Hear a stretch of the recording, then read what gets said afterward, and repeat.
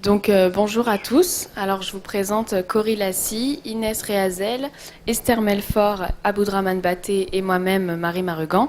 Et nous allons vous parler de la pilule contre le cancer de l'ovaire. Ce sujet que nous avons abordé tout au long de l'année est basé sur l'article de Monsieur Malvezzi et son équipe de chercheurs, basé sur un article publié en septembre 2016 dans le journal Annals of Oncology. Donc, tout d'abord, le cancer des ovaires, il faut savoir que c'est le 5e cancer le plus mortel chez les femmes, après le cancer du sein, du côlon et rectum, des poumons et de l'utérus, et il représente environ 4% des cancers féminins. Le cancer des ovaires, il est responsable d'environ 140 000 décès par an, et on recense 4 000 nouveaux cas. Cependant, on a remarqué depuis les années 1990, on a une forte diminution de l'incidence de ce cancer. Et d'après l'étude de Malvezzi et de son équipe de chercheurs, ça pourrait être dû à la généralisation de la prise de pilules contraceptives. Donc à la suite de toutes ces observations, on s'est donc demandé si la pilule avait réellement un effet sur le développement du cancer ovarien. Et pour répondre à cette question, on va tout d'abord voir l'action de la pilule. Ensuite, les caractéristiques du cancer ovarien pour ainsi bien comprendre l'étude clinique de Malvezzi et de son équipe. Nous discuterons ensuite de ces résultats et enfin, nous conclurons sur ce sujet. Donc, je passe maintenant la parole à Cory qui va vous parler de l'action de la pilule. Donc, tout d'abord, la pilule est le moyen de contraception le plus utilisé par les femmes en France. Elle se compose d'oestrogène qui induit la prolifération des cellules et de progestérone qui réduit cette prolifération. Elle remplace le cycle normal hormonal par un cycle artificiel en modifiant le taux de ces deux hormones et empêche l'ovulation. Afin de mieux comprendre l'action de la pilule sur le cycle normal, je vais vous expliquer le cycle hormonal normal. Donc, dans le cerveau, nous avons une glande nommée l'hypophyse qui va entraîner une sécrétion d'hormones qui vont agir sur les ovaires, entraînant la maturation de novules qui vont sécréter de l'oestrogène et de la progestérone. En cas de fécondation, ces deux hormones vont agir sur la glande hypophyse, donc on n'aura pas, elles vont agir négativement sur l'hypophyse, on aura moins de sécrétion de ces hormones et du coup, pas de maturation de nouvelles ovules puisqu'il y a déjà une fécondation en cours. Donc, sous pilule, la composition de la pilule est égale aux concentrations d'oestrogène et de progestérone sécrétées normalement par une femme enceinte. Donc, quand on prend la pilule, elle agit négativement sur l'hypophyse. Du coup, on aura moins de sécrétion d'hormones et pas de maturation de nouvelles ovules. D'un ovule. Voyons maintenant les caractéristiques du cancer ovarien pour mieux comprendre par la suite l'étude clinique menée par Malvezzi et son équipe. Donc, le cancer ovarien se développe le plus souvent chez les femmes à partir de 50 ans. Il est difficile à diagnostiquer un stade précoce. Alors ici, on voit qu'avec un ovaire sain, la plupart des femmes auront une fertilité normale et des règles régulières, tandis qu'avec un ovaire cancéreux dû à la formation d'une tumeur sous forme de kyste, cela peut impacter leur fertilité, mais aussi leurs règles. Je vais maintenant vous parler de l'étude clinique de Malvezzi et de son équipe. Tout d'abord, ils ont récupéré les données de l'Organisation mondiale de la santé sur le taux de mortalité par cancer des ovaires pour des échantillons de 100 000 femmes. Ils les ont récupérés dans 32 pays européens, 11 pays américains et 6 pays d'Asie et d'Océanie. Ces données ont été récupérées chaque année de 1970 jusqu'à 2012 et ils les ont ensuite triées, classées en fonction de l'âge. Donc dans 3 classes, de 20 à 49 ans, de 50 à 69 ans et de 70 à 79 ans. Et ils ont ainsi comparé les résultats en fonction des différentes classes. Donc Abou va vous présenter les résultats. Merci.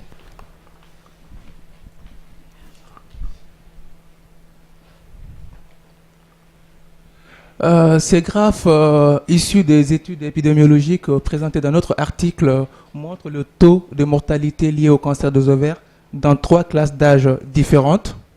est dans 3 régions différentes, notamment les États-Unis, le Japon et l'Europe. Il en résulte que depuis 1990, que le taux de mortalité lié au cancer des ovaires est en baisse dans toutes les classes d'âge et dans toutes ces 3 régions étudiées. Si on s'intéresse maintenant à la variation du taux de mortalité en fonction de l'âge, nous constatons que les femmes de plus de 50 ans sont les plus touchées par le cancer des ovaires, comparativement aux femmes âgées de 20 à 49 ans. Ces résultats peuvent être associés à la prise de la pilule contraceptive pour les femmes de 20 à 49 ans. Par ailleurs, si on s'intéresse maintenant à la variation du taux de mortalité en fonction des régions, nous constatons que, quelle que soit la classe d'âge considérée, les États-Unis représentent la région la plus touchée par le cancer des ovaires. Vous voyez en haut en vert. Et inversement, le Japon, la région la moins touchée par le cancer des ovaires. Ces différentes variations ont amené les chercheurs à émettre 2 hypothèses. Première hypothèse, la prise de la pilule contraceptive serait favorable pour la réduction du taux de mortalité lié au cancer des ovaires. Deuxième hypothèse, le traitement hormonal et la ménopause seraient défavorables à cette réduction. Je laisse la parole à Esther.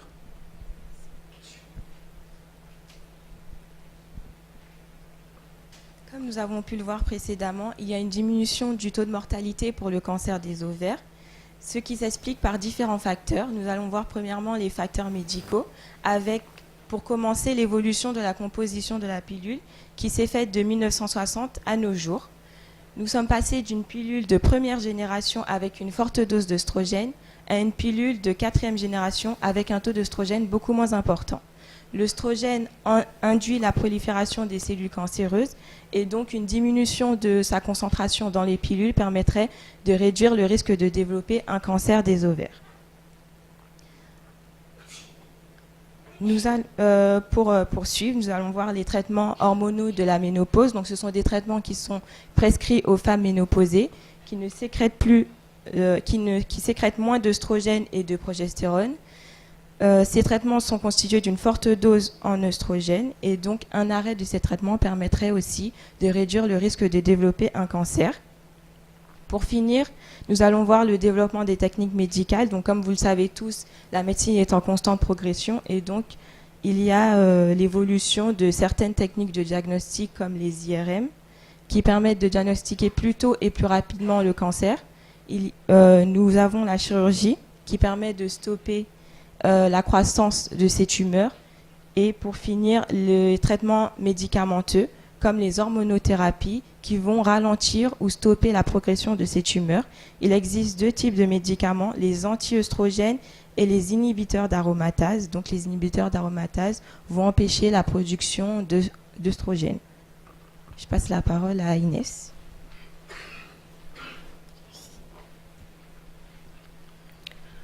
Voyons maintenant les facteurs sociaux pouvant influencer la diminution du taux de mortalité par cancer ovarien.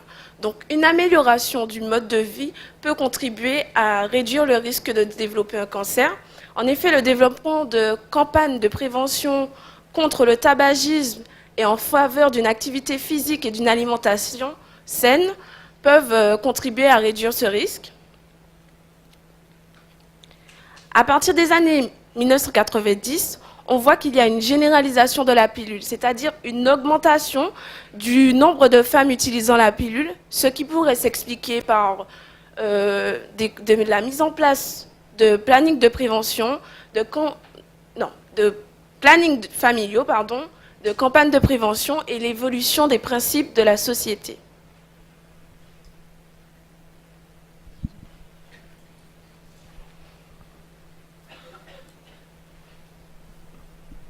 Pour conclure, nous retenons de notre article que le risque de cancer des ovaires est plus élevé chez les femmes à partir de 50 ans, ce qui peut être expliqué par le traitement hormonal associé à la ménopause, mais aussi à l'arrêt de la prise de la pilule contraceptive. Nous retenons également que le taux de mortalité lié au cancer des ovaires est diminué chez les femmes de 20 à 49 ans. Ce résultat peut être expliqué par la prise de la pilule contraceptive pour ces femmes et cet effet dépendrait de la forte concentration de la pilule contraceptive en progestérone. Nous tenons à remercier notre parent, Madame Fischer, ici présente, notre chargé de TD, M. Pelta, ainsi que l'encadrant de cette UE, M. Fisson. Nous remercions Mme Monville, notre tutrice naïve, et Mme Potier, notre experte. Merci à notre sponsor. Et merci à tous pour votre attention.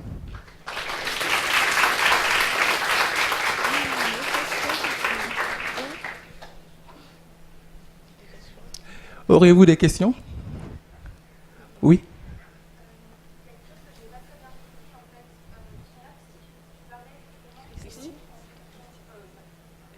Esther?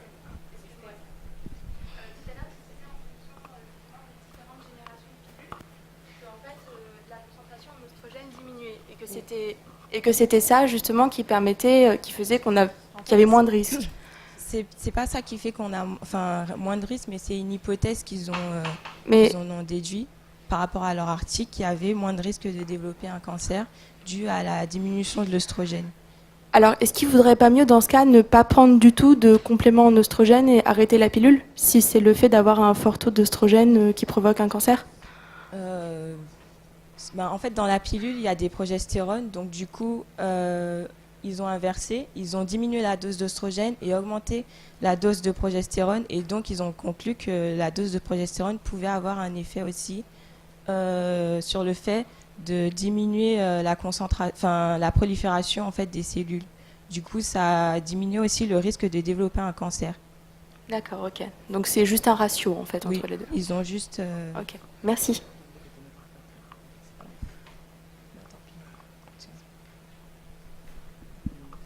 Une autre question? D'autres questions, s'il vous plaît? Oui?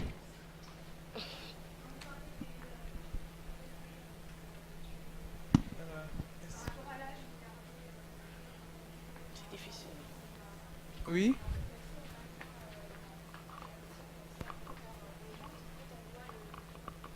Au Japon, si on regarde donc le taux de mortalité du Japon, on voit qu'il est nettement, il semble en tout cas de mon point de vue nettement inférieur au taux de mortalité dans notre région. Est-ce que dans l'article ils font état des facteurs qui auront pu, qui expliqueraient cet effet, ou est-ce que c'est lié à cette contraception ou à d'autres facteurs? Ok. Franchement, il n'y a pas des preuves scientifiques qui expliqueraient en fait ces constats. Mais en tout cas, ils ont fait des études sur beaucoup de régions. En fait, ils ont collecté les données reçues par les hôpitaux et tout ça. Et ils ont comparé, ils ont vu que c'est comme ça. Voilà. Mais il y a des hypothèses en fait qui peuvent être émises en fait par rapport à l'alimentation, par rapport aux mentalités, parce que la pilule elle n'a pas été acceptée dans toutes les régions en même temps en fait. Donc il y a ces facteurs-là en fait qui peuvent expliquer. En fait, c'est surtout parce que notre article il reste vague sur ce sujet. Ce sont des hypothèses en fait. On ne sait pas, on ne connaît pas le mode de vie de ces personnes, ni si elles prennent vraiment ou pas la pilule. Donc c'est difficile de vraiment... on peut qu'émettre des hypothèses en fait. Ils ont émis des hypothèses. C'est bon? D'autres questions? En ce qui concerne le Japon, il y a aussi des phénomènes qui ne sont pas proprement parlés médicaux. Mais vous avez deux médecines au Japon, une médecine traditionnelle et une médecine moderne, avec des composés qui ne sont pas du tout caractérisés. Et il y a eu déjà des problèmes un petit peu au Japon, avec des composés qui étaient vendus librement et qui donnaient des cancers de l'estomac. Tous les produits naturels ne sont pas forcément bons. Donc ça, c'est déjà un premier problème. Il y a effectivement les deux catégories de médecine. Deuxièmement, il y a aussi des facteurs génétiques, parce qu'on sait que notre fond génétique est relativement différent. Maintenant, comme on a 20 000 gènes, il faut trouver ceux qui sont différents, c'est pas pour demain. Et puis, il y a également les réelles habitudes alimentaires sur, par exemple, l'augmentation parallèle des obèses qui jouent aussi dans ce phénomène et qui sont maintenant apparus depuis à peu près 20 ans au Japon. Merci pour ces informations. D'autres questions? Une petite question. Dans l'intervalle d'âge des femmes dans cette étude, il y a, il me semble, un autre traitement hormonal qui est susceptible d'intervenir. Ce sont les traitements hormonaux de la ménopause. Est-ce qu'il y a est-ce que c'est cité? Vous l'avez pas cité dans. Vous l'avez cité. Pardon. Excusez-moi. Cité. Autant pour moi. Je suis pas réveillé. C'est ce qu'on me dit là. Hein, donc. Alors bon. Un café pour Michel, d'accord. Alors, est-ce qu'il y a des données dans l'article à propos de ça? Parce qu'aux États-Unis, c'est apparu très vite, hein, et généralisé en plus. Ok, Marie. En fait, justement, c'est comme la pilule, ils mettaient ça sous forme d'hypothèse, que du coup, on s'est rendu compte que ce traitement qui était fort en œstrogène, il permettait la prolifération des cellules cancéreuses, et que du coup, dans l'article, ils ont mis que, on s'est rendu compte de ça vers les années 2000, et que du coup, c'est à ce moment-là qu'on a commencé à arrêter les traitements de la ménopause, et que ça pourrait aussi expliquer cette diminution. Merci, monsieur Malo, pour votre question. Est-ce qu'il y aurait d'autres questions, s'il vous plaît? Oui, madame Fischer, s'il vous plaît.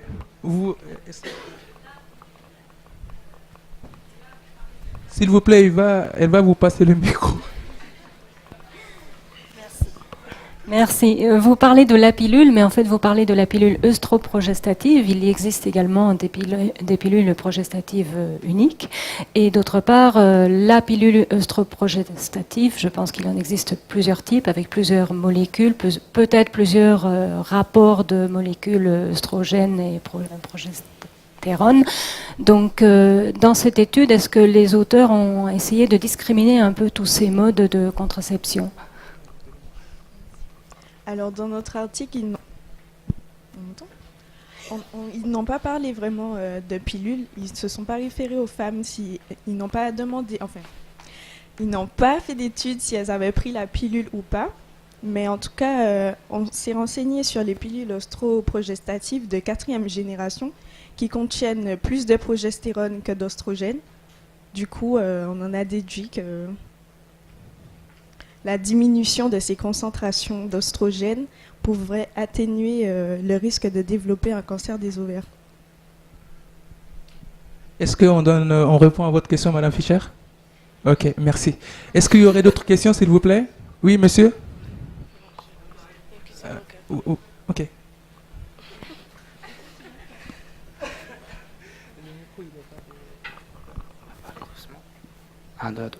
La question va paraître peut-être bizarre parce que du coup je ne suis pas concerné par le produit. Mais du coup je veux savoir, c'est qu'il existe beaucoup, des millions de gens. Est-ce que la pilule est pareil pour tout le monde? Est-ce que vu qu'on est tous différents, peut-être que la pilule, peut-être que le dosage sera différent en fonction de certaines personnes Alors déjà, en fonction des pilules, il n'y a pas les mêmes concentrations de progestérone et d'oestrogène. Et nous, les filles, on ne sécrète pas forcément les mêmes concentrations. Donc c'est pour ça qu'avant de prendre la pilule, on nous fait des tests sanguins pour savoir quelle pilule est adaptée à qui. Mais les pilules de 4e génération ont plus de progestérone que d'oestrogène. D'accord, merci. C'est bon, monsieur? Ok, merci. Est-ce qu'il y aurait d'autres questions? Bon, il n'y a pas de questions, donc... merci.